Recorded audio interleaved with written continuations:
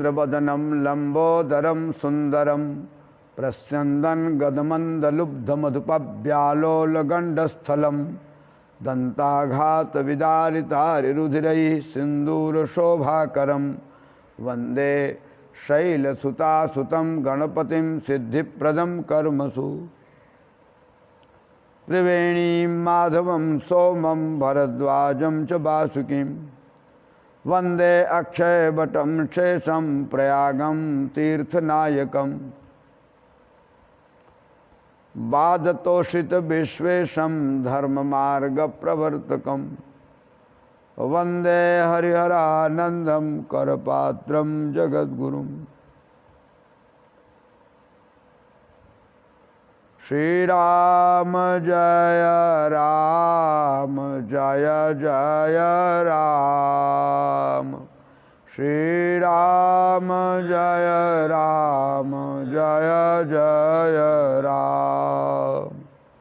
नमः परमहंसस्वादित चरणकमलचिन्मकरन्दाय भक्तजनमानस निवासाय श्रीमत्परमहंसाय श्री सच्चिदानंदाय परम धाम नमामि तत्।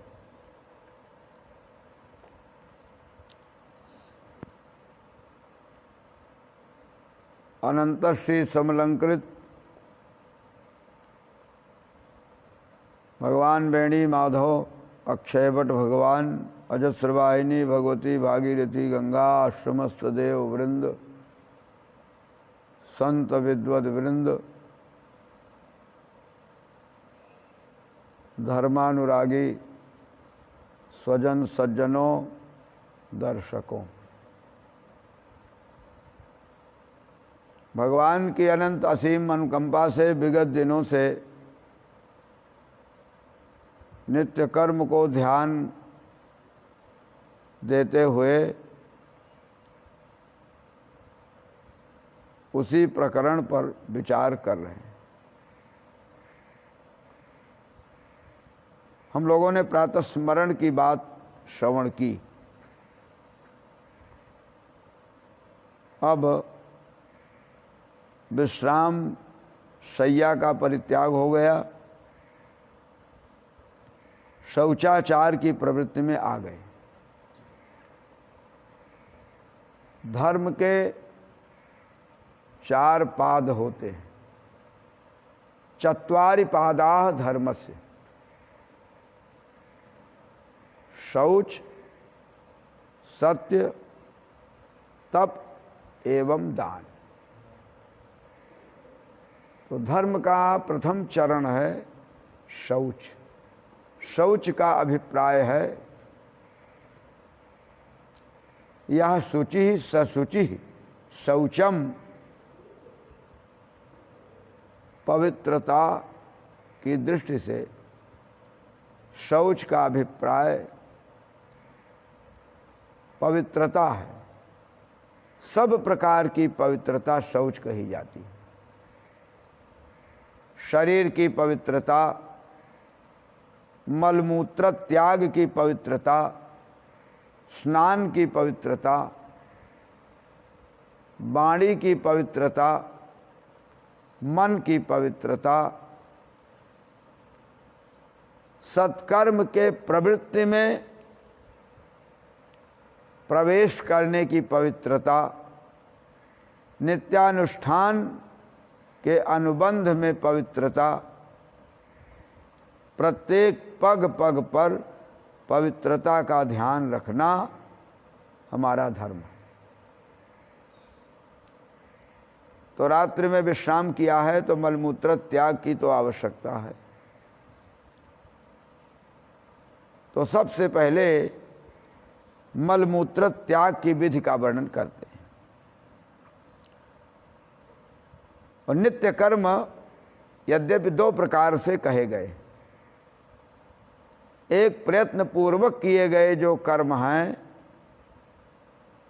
वे नित्य कर्म हैं। दूसरे स्वाभाविक दृष्टि से होने वाले कर्म भी नित्य कर्म।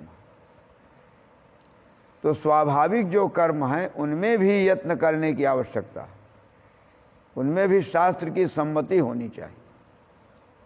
शौचाचार में शास्त्र की सम्मति, शास्त्र का अनुदेश आदेश पालनीय है, क्योंकि शौचाचार से भी स्वधर्म की प्राप्ति होती है। शौचाचार धर्म है और धर्म साक्षात भगवान का ही स्वरूप है।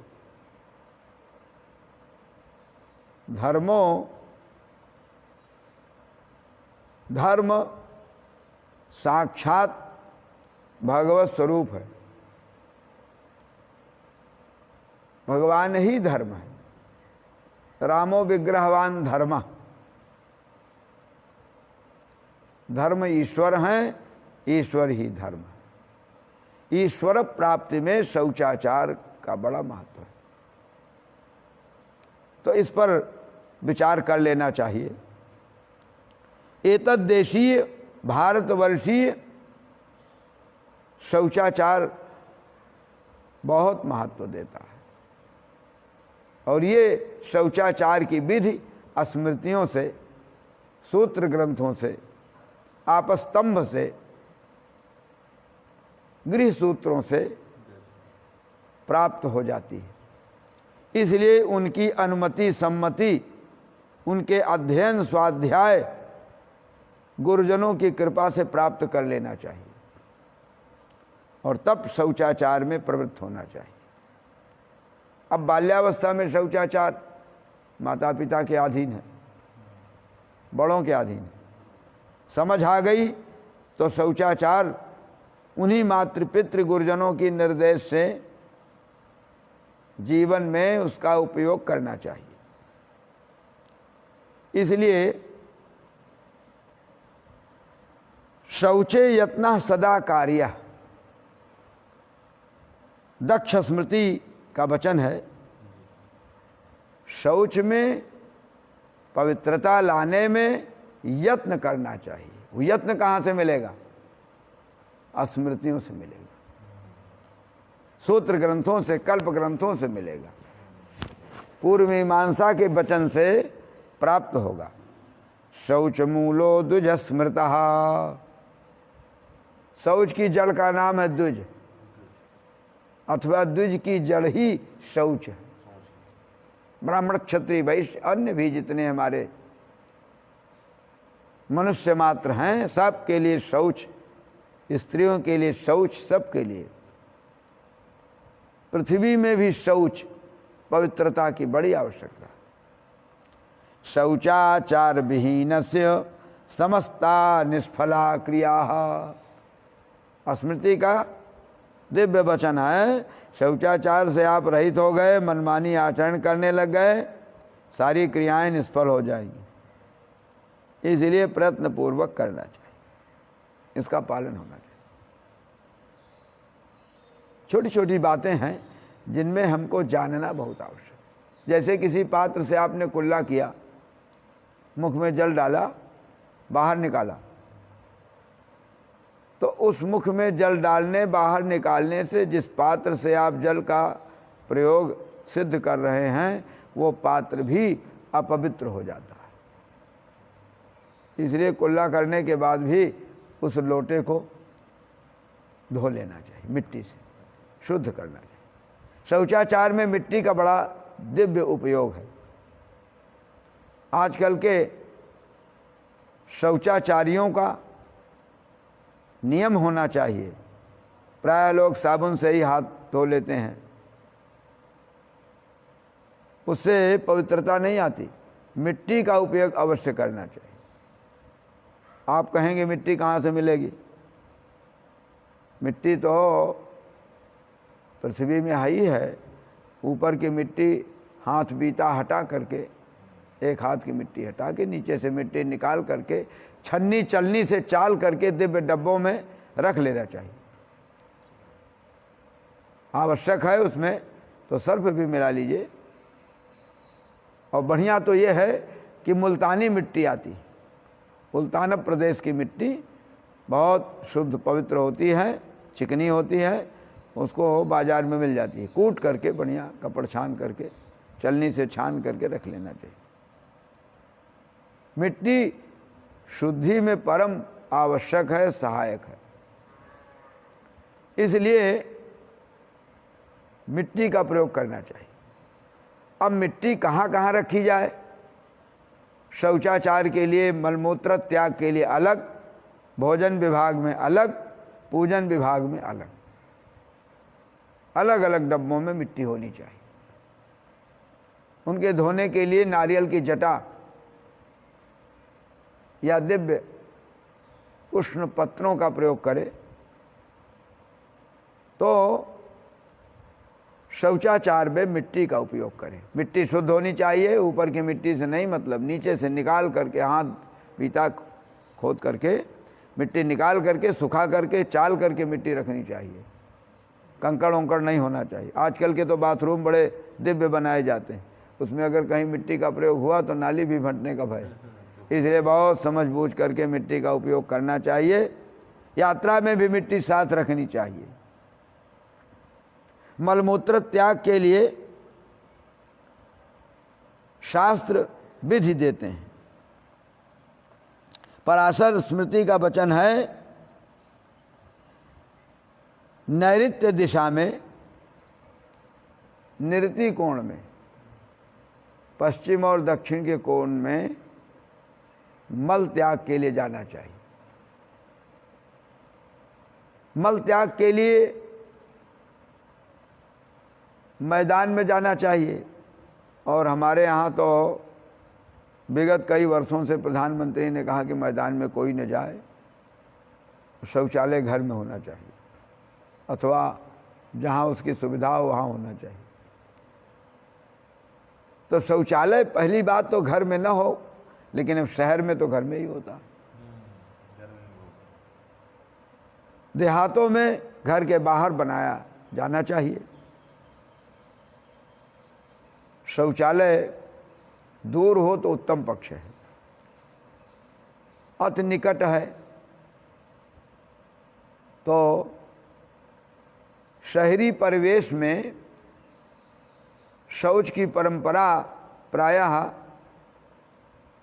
उत्तम नहीं रह गई, क्योंकि घरों में ही शौचालय बनते हैं। निर्वाह विधि को मान लेने पर ही वो गले उतर जाती है। पहले तो ये था कि लोगों को भूख आती थी तो वो लोग घर में आकर के भोजन आदि क्षुधा की निवृत्ति कर लेते थे, पर शौच मल त्याग के लिए बाहर जाते थे। अब बिगड़ गया है। अब किसी को भूख लगती है तो होटल जाता है, ढाबे पर जाता है, दुकानों पर जाता है। शौच आती है, मल त्याग की विधि का उपयोग करना है तो घर में आता है। परंपरा बिगड़ी है। पर मूलतः खुले स्थान में शौच जाने की विधि शास्त्र सम्मत है। तो इस प्रकार से असुविधा है तो जहाँ है वहीं भवन में शौचालय बना दे। निरति कोण में शौच जाने की विधि है। भवन में वास्तु की दृष्टि से विचार करे तो निरति कोण में भंडार गृह का विधान है, अग्नि कोण में भोजनालय का विधान है, ईशान कोण में देवालय पूजन का विधान है, वायु कोण में सम्मेलन का विधान है। मिलने जुलने वाले आएं और चले जाएं वायु की तरह। अब इनके बीच में पश्चिम दिशा में वरुण का स्थान है, पूर्व दिशा में इंद्र का स्थान है। इंद्र ऐश्वर्य ऊर्जा के देवता हैं, वरुण जल के अभिमानी देवता हैं। तो ठीक पश्चिम से हट करके शौचालय का निर्माण किया जा सकता है। ईशान, अग्नि, निरति और वायु में कभी भी शौचालय भवन में नहीं बनाना चाहिए। तो भवन में शौचालय बन गया, पर शौचालय से निकट सट करके रसोई या पूजा का घर नहीं होना चाहिए। पूजन के लिए तो ईशान कोण निश्चित है ही है, अग्निकोण भोजनालय के लिए निश्चित है ही है। इन सब बातों को ध्यान में रखते हुए शौचालय का प्रयोग करे। अब शौच जाना है, आजकल की परंपरा में बड़ी कमी आ गई है। एक ही डब्बे से लोग उपयोग कर लेते हैं जल का, तो डब्बे में जल तो भर करके मल स्थान पर डाल दे, उसके लिए तो ठीक है, लेकिन शौच में उसका उपयोग करे, अच्छा तो यही है, उत्तम तो यही है, पात्र लेकर जाना चाहिए। शौच में पात्र लेकर जाए, पात्र में इतना जल हो, 1 किलो से कम जल ना हो। जाते समय अब शौच जाना है तो यज्ञोपवीत को दाहिने कान में 3 बार चढ़ाने का नियम है, अथवा 1 बार चढ़ाकर शिरोभाग से दाहिने से बाएं कान तक ले जाए।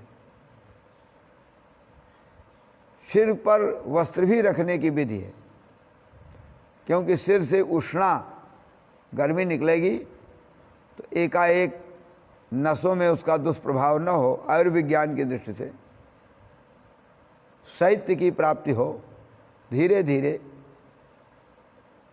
तो उस शौच में बैठने के पूर्व लोटे को बाएं हाथ में लेके, कमंडल को बाएं हाथ में लेके जाना चाहिए, थोड़ी मिट्टी दाहिने हाथ में लेके जाना चाहिए। शौच बैठ गए, अब बैठने की विधि है। दिन में शौच जा रहे हैं 12 बजे के बाद, तो भगवान सूर्य दाहिने हाथ पड़े, इसलिए दक्षिण मुख करके बैठे। रात्रि में शौच जाना है, प्रातःकाल तो प्रातःकाल और रात्रि में दाहिने हाथ की ओर सूर्य की कल्पना करे, उत्तर मुख कर, अपराह्न में दक्षिण मुख कर मलमूत्र त्याग करे। भगवान सूर्य की ओर मुख करके मलमूत्र त्याग नहीं करना चाहिए। तो इस प्रकार से दिवा संध्यासु कर्णस्य ब्रह्मसूत्रम उदंग मुखः, ये वाधूल स्मृति। तो ये कह रहे हैं कि भाई दिन में संध्या में कान पर ब्रह्मसूत्र को लगावे, उत्तर मुख करके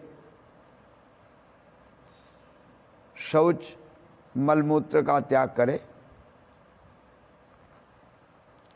और उस प्रकार से कुर्यान मूत्र पुरी सेतु रात्रौ च दक्षिणा मुखा, रात्र में मूत्र त्याग करे तो दक्षिण मुख करके, और दिन में मूत्र त्याग करे तो उत्तर मुख कर।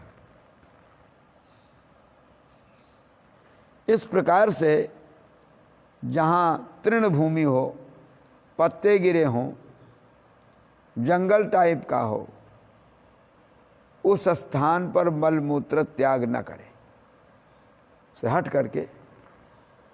ये शौच का अभिप्राय पवित्रता से, अपवित्र पात्र का जल मलमूत्र त्याग में न प्रयोग करे, वो जल भी बहुत साफ पवित्र होना चाहिए। पवित्र जल से मल त्याग, पवित्र जल से मूत्र त्याग करे।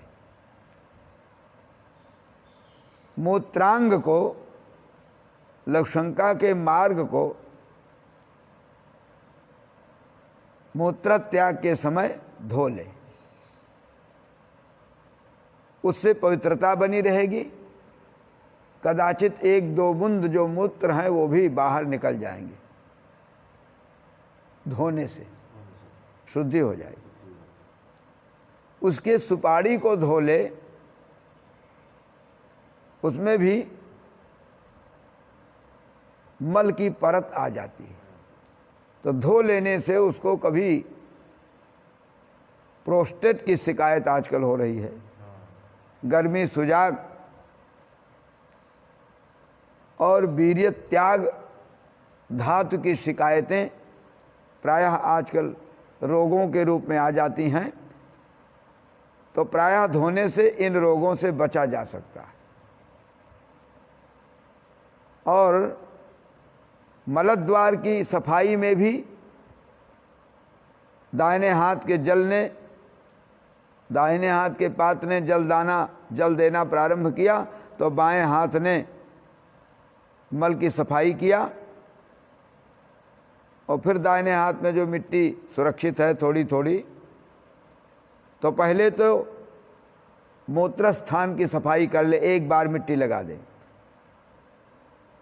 धो लिया। अब जो मलद्वार है उसमें मल साफ करके धीरे धीरे 3 बार मिट्टी लगाने की विधि है। लिंगश्चैवं पुरा कृत्वा गुदा शौचम ततः परम, ये आश्वलायन गृह सूत्र का वाक्य है। पहले लिंग मूत्रद्वार की सफाई कर ले, तब मलद्वार की सफाई करे। फिर मलद्वार की सफाई करके उसमें मिट्टी का प्रयोग करके 3 बार मिट्टी थोड़ा थोड़ा, एक बार लगा के धोया, फिर धोया। इस प्रकार से मिट्टी लगा करके मलद्वार को भी शुद्ध कर लेना चाहिए। आयुर्विज्ञान की दृष्टि से बहुत बड़ा लाभ है। बवासीर का रोग नहीं होगा उसको, पाइल्स की शिकायत नहीं होगी, कभी रक्तस्राव नहीं होगा। और कदाचित मुल्तानी मिट्टी लग गई है और किसी को पाइल्स की शिकायत है तो मुल्तानी मिट्टी से पाइल्स नाम का जो रोग है वो नष्ट हो जाता है। वो भी 2 प्रकार का होता है, एक रक्त स्रवित होता है जिससे रक्त प्रवाहित होता है, दूसरा एक आर्द्र एक शुष्क। तो शुष्क जो होता है उसमें रक्त स्रवित नहीं होता, रक्तस्राव नहीं होता, वो बादीपन होता है। खूनी और बादी ये 2 नाम ग्रामीण भाषा में दिए गए। इन दोनों रोगों से बचने के लिए मलद्वार की सफाई कर ले। तो जाते समय बाएं हाथ में लोटा लेकर के गए, शौच के बाद, पवित्रता के बाद लोटे को दाहिने हाथ में पहले ही दे दिया शौच बैठने पर, फिर लोटा दाहिने हाथ में ही रहेगा। लौट के आने पर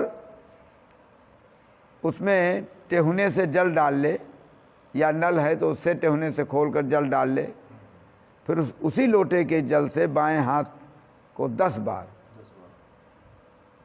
और फिर दाहिने और बाएं को मिलाकर 7 बार मिट्टी लगा करके धोना चाहिए, पवित्रता रखनी चाहिए। तो कहते हैं इस प्रकार से एकालिंगे गुदे तिस्रः तथा वाम करे 10 उभयोः सप्त दातव्या अमृदा शुद्धिर्मभीप्सता।